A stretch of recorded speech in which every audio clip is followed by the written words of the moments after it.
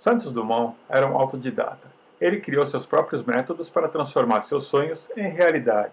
No final do século XIX, ninguém sabia se seria possível ou não o homem voar. Tal como hoje, é impossível dizer se chegaremos às luas de Júpiter ou se conseguiremos chegar a um planeta fora do nosso sistema solar. O voo com balões cativos não tinha manobrabilidade nem dirigibilidade. Henri Giffard colocou uma máquina a vapor num dirigível e tentou, sem sucesso, conduzir pelos ares. O pai de Santos Dumont, Henrique Dumont Villares, sofreu um acidente que o deixou hemiplégico. Incapaz de cuidar da fazenda, ele decidiu vendê-la para a Companhia Melhoramentos do Brasil. A venda se concretizou em 1891 e o valor pago ao seu dono foi de uma enorme fortuna, 12 mil contos de réis.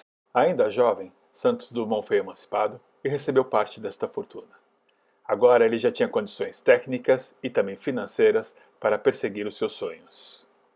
Foi para Paris, encontrou com os construtores de balões Lachambre e Machuron e começou suas aventuras de voo.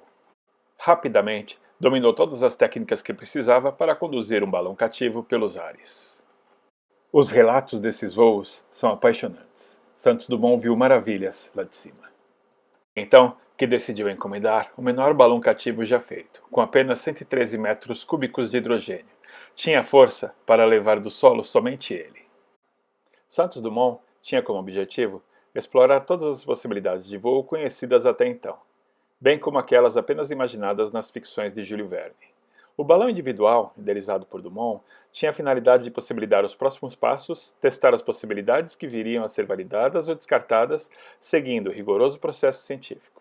E tinha que ser rigoroso, pois sua vida dependia do quão bem projetado seria o seu próximo projeto.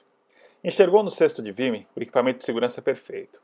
O choque das bruscas aterrissagens dos balões eram perfeitamente absorvidos pela sua estrutura flexível e resistente. O Balão Brasil foi testado e aprovado. No entanto, ele tinha um problema. Durante o voo cativo, o balão voava a sabor dos ventos e Dumont precisava de uma bicicleta para voltar de onde quer que tivesse pousado. Foi então que, em menos de 8 dias do seu voo inaugural com o Brasil, Dumont chegou com seu segundo balão, o Lamérique, com capacidade de quase 5 vezes mais hidrogênio. Com o Lamérique, Dumont ganhou seu primeiro prêmio. Pegou o primeiro lugar na taça dos aeronautas por permanecer 22 horas no ar. Este viria a ser o primeiro de muitos e importantes outros prêmios. Uma vez dominada a primeira etapa de seu ciclo de dimensões, Dumont agora já pode subir pelos céus, manobrar seu balão e projetar novos equipamentos, mas ainda estava muito incomodado com a falta de poder de direção sobre o balão cativo. Com isso, ele dá um novo rumo a seus inventos. Ele decide colocar no cesto de Vimy o motor de seu triciclo de Dion-Bouton acoplado a uma hélice. Dessa forma, ele poderia conduzir o balão na direção que quisesse. No que ele considera o seu primeiro experimento científico, com a ajuda de mecânicos, Dumont pendurou o triciclo em uma árvore e acelerou, tentando ver se o torque e a vibração causariam problemas durante o voo. Percebeu que isso não seria problema, mas resolveu modificar o seu motor duplicando de 1 para 2 pistões. Aproveitando os seus agora 3,5 cavalos de potência do motor modificado, Dumont desmontou seu triciclo e agregou motor e carburador a uma nacelle, composta de cesto de Vimy e uma hélice de 40 centímetros.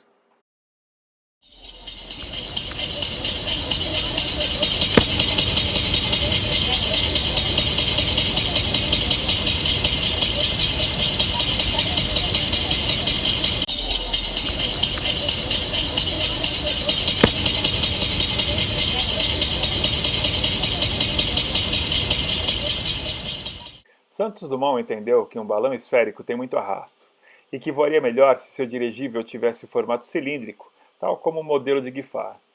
Faíscas do triciclo poderiam inflamar o hidrogênio no invólucro, então ele decidiu afastá-lo da nacelle por meio de cordas muito longas. Acrescentou um leme para fazer curvas para bombordo e estibordo, controle de pressão do envelope e contrapesos para direcionar o dirigível para cima e para baixo.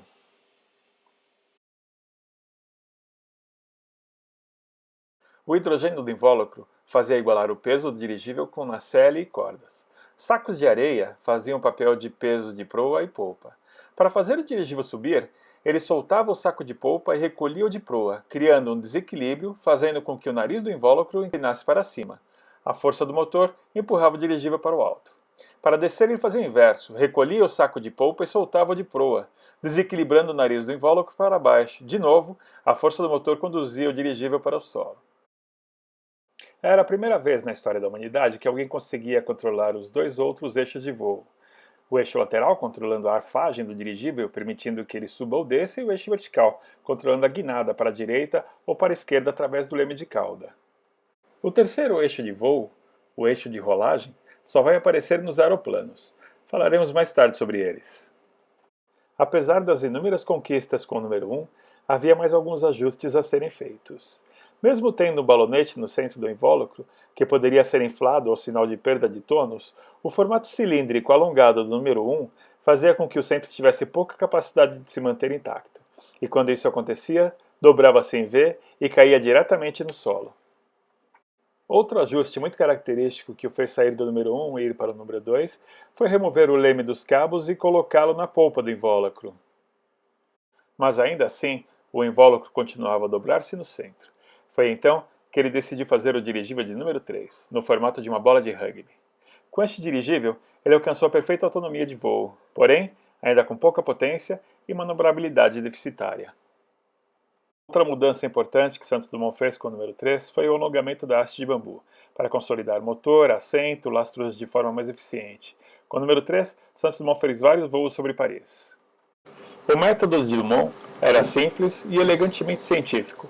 As modificações vinham de suas experiências multidisciplinares. Tornava-se aos poucos o melhor piloto, engenheiro e projetista. Tudo isso em grande velocidade. É a partir desse ponto de sua vida que Dumont começa a conceber suas invenções como extensões de seu corpo, que mais tarde o tornaria conhecido por ser, por muito tempo, o único homem a pilotar suas chamadas aeronaves de vestir. A cada inovação, substituía cordas amarradas a cesto de vime por volantes e chaves.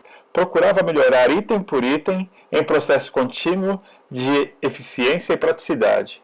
Com o número 4, Dumont testou várias inovações. Abandonou o cesto de vime como elemento central e passou a adotar nacelles rígidas, ao perceber os benefícios do rígido bambu do número 3. Aumentou também o volume do invólucro, primeiramente para 420 e depois para 520 metros cúbicos de hidrogênio. Além disso, substituiu o lastro de areia por lastro líquido. Outra substituição importante foi a do motor. Passou de seu pitoresco de Dion Bouton modificado, primeiramente por um Boucher de 2 cilindros com 7 cavalos e depois por outro Boucher de 4 cilindros, dessa vez com 16 cavalos. O número 4 trouxe grandes avanços para os seus dirigíveis, mas ainda assim ele percebeu alguns defeitos que precisavam de modificações. O primeiro deles era uma estrutura semelhante a uma barquinha, que poderia ser uma nacelle muito mais eficiente para carregar o tanque de combustível, o tanque de lastro e muito mais. Entendeu também que o cilindro de bicicleta não apresentava as condições necessárias de segurança em comparação com o recurso simples e altamente eficiente que é o cesto de vime. E por fim, devido às constantes gripes que pegava por conta do vento gerado pela hélice, resolveu modificar sua disposição, que não mais puxava o dirigível, mas passou a empurrá-lo pelos ares. E eis que chega o dirigível de número 5. Sua nova nacelle é feita de madeira de pinho, presa ao invólucro de seda japonesa por meio de cordas de piano. A impermeabilização do invólucro é um composto com látex especialmente desenvolvido pela empresa Lachambre Machuron para que Santos Dumont tenha as melhores chances de ganhar o Prêmio Deutsch, cujo percurso de 11 km era sair do aeroporto de Saint-Cloud, contornar a Torre Eiffel e voltar em menos de 30 minutos. Dumont se esforçou mais do que ninguém para conseguir conquistar o prêmio. Não tinha concorrentes à altura. Completou com sucesso o percurso longo em 12 de julho de 1901, caindo no dia seguinte nos castanheiros do Barão de Rothschild. Continuou seus voos até sofrer um grave acidente no dia 8 de agosto, no Hotel Trocadeiro. Dumont rapidamente consertou o número 5, criando o número 6. Como sempre, fez importantes alterações, movimentando o cesto e o motor para mais próximo da proa e aumentando o leme de cauda.